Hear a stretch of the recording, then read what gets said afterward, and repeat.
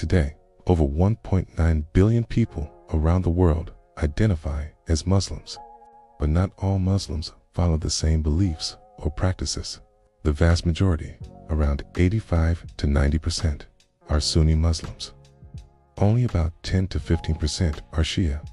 Some estimates put the Shia population even lower than that. That means about 9 out of every 10 Muslims follow the Sunni path. This is an important fact that shows where the true mainstream of Islam lies. The word Shia means simply a group or a faction in Arabic.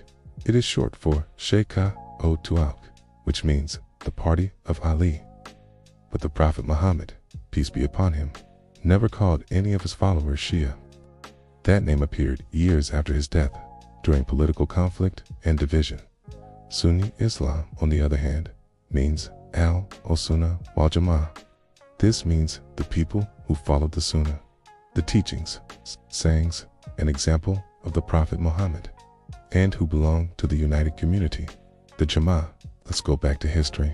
After the Prophet Muhammad, peace be upon him, passed away, the Muslim community faced a very important question: who should lead the Muslims?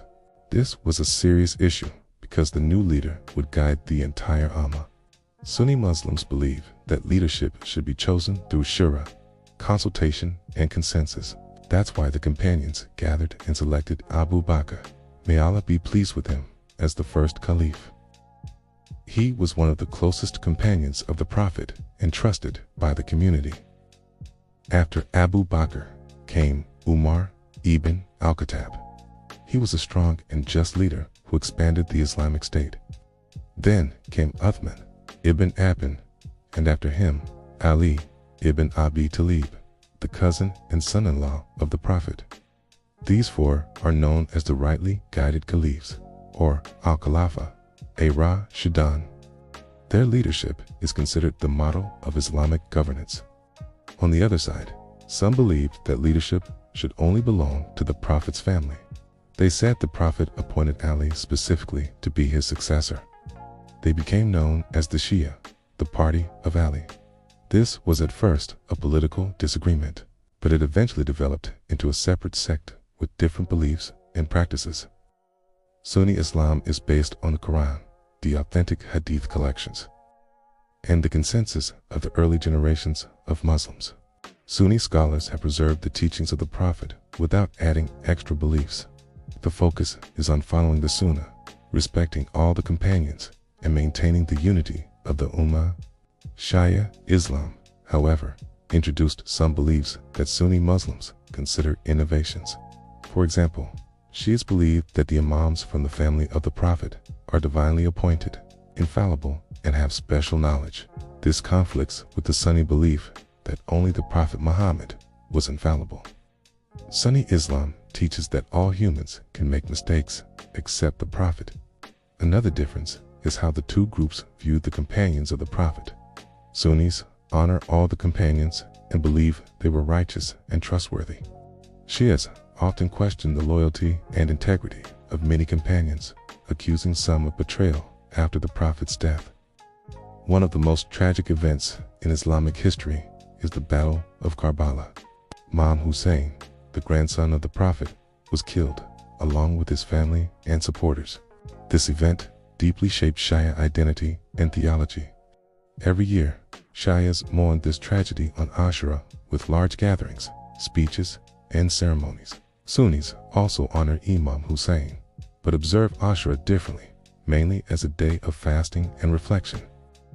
There are small differences in how Sunnis and Shias perform prayer. For example, Shias often combine their daily prayers, while Sunnis pray separately. Shias use a small clay tablet called the turba during prostration. Sunnis pray directly on the ground or prayer mat. These differences are minor but noticeable.